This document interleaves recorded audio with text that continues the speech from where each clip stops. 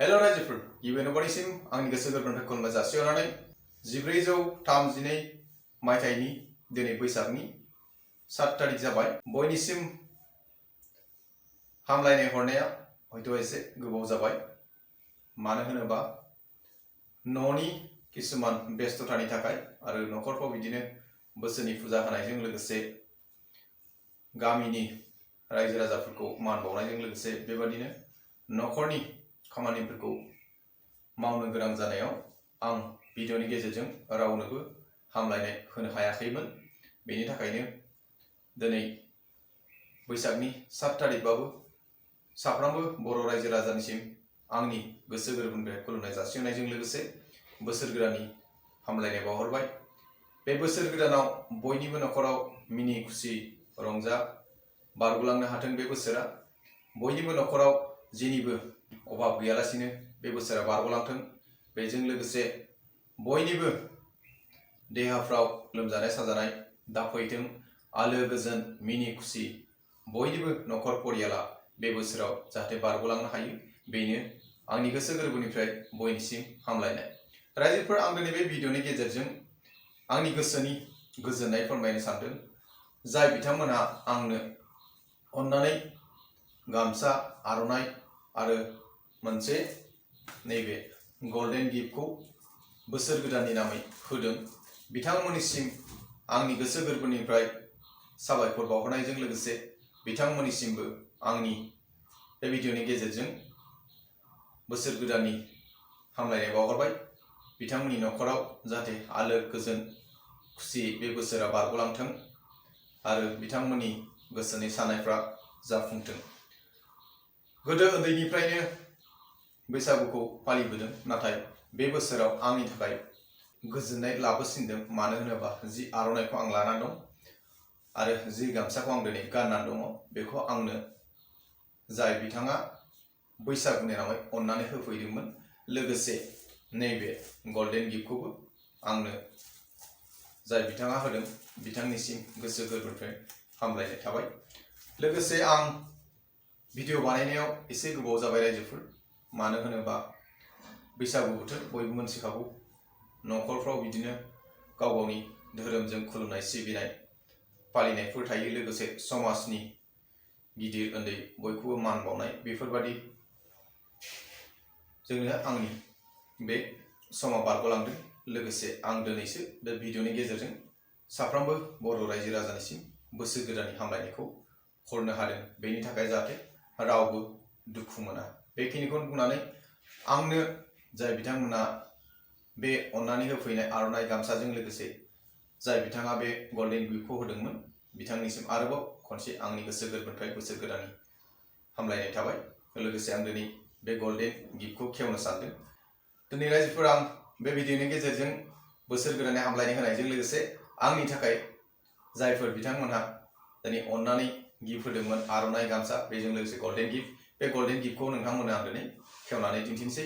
आंबो बे गिफ्टखौ नायनो थाखाय बिराद एक्साइटेड जागासिनो दङ।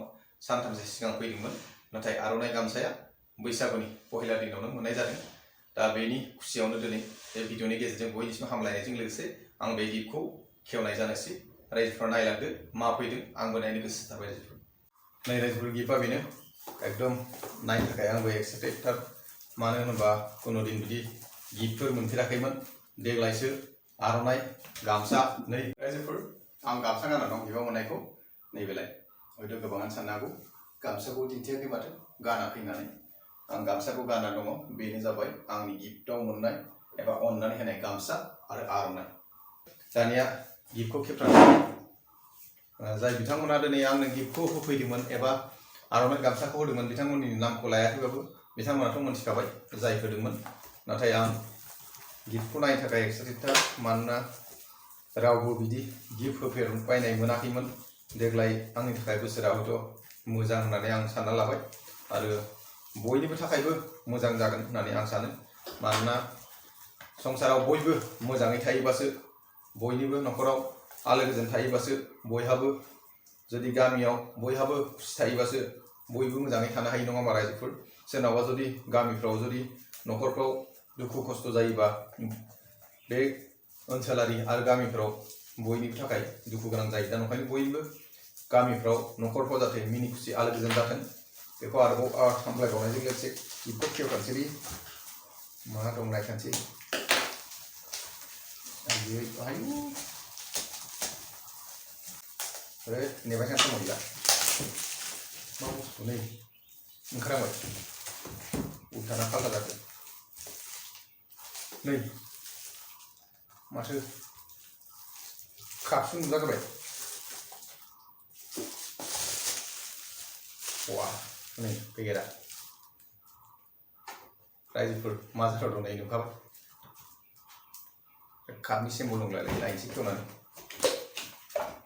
वाव माथो कापसोलै वा साधारन काप नङालै रायजोफोर। बिथांनिसिम आरो खनसेबाव साबायखर मानोना हयथ' साननो हागौ बियो ओरैनो नर्माल काप नाथाय आंनि थाखाय बिराद स्पेसियेल। मुङा रावनिफ्रायबो जेबो मोनफेराखैमोन एबा गिफ्ट मोनफेराखैमोन। बेबादि मानसिया जुदि मोनसे गिफ्ट मोनोबा गोजोननाय मोनगोन ना मोना रायजोफोर। नायनायाथ' साधारन काप नाथाय नैबे बुस्थु मोनसे बेखौ नायदो।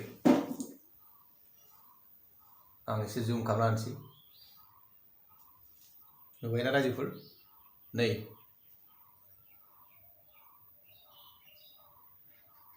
जोंनि बर' हारिनि कालचार एबा बर'फोरनि मोसानाय बागुरुम्बाखौ प्रिन्टिं खालामनाय। आंनि गल्डेन गिफ्टआ नायनायाथ' साधारन काप सानदोंमोन नाथाय आंबो सानदोंमोनहाय मा कापखौल' हेलाबायखो नाथाय नैबे प्रिन्टिं खालामनायखौ नुनानै गोसोआव गोजोननाय मोनबाय। रायजोफोर बेयो स्पेसियेल गिफ्ट नंगौना नङा हयथ' सोरनिबा थाखाय नङा जानो हागौ आंनि थाखाय जोबोद गोजोननाय मोनदों मानोना बाहाय बर'नि हारिमुखौ प्रिन्टिं खालामदों बागुरुम्बाखौ आरो बेनिफ्राय देरसिन मा नांगौ रायजोफोर बे आरो दिन्थिहरसैनि बेनिफ्राय साबसिन आरो आं सानाखैमोन साधारन काप सानदोंमोन नाथाय जि बुस्थुखौ नुबाय बेखौ नुनानै गोसोआव गोजोननाय मोनबाय। आंनि गल्डेन गिफ्टआ बेनो आंनि थाखाय बेयो मोनसे स्पेसियेल गिफ्ट। रायजोफोर आंनि स्पेसियेल गिफ्टखौथ' नुबाय। स्पेसियेल गिफ्ट माने बाहाय जि बर'नि हारिमुखौ दिन्थिदों बेयो आंनि थाखाय बांसिन स्पेसियेल। मानो होनोबा जों बर' जोंनि ट्रेडिशनेल गाननाय जोमनाय हारिमुवासो जोंखौ सिनायथि होयो नङा होमबा रायजोफोर। आरो जाय बिथाङा आंनि थाखाय बे गिफ्टखौ लाबोनानै होफैदों बिथांनिसिम आरोबाव साबायखर बावनायजों लोगोसे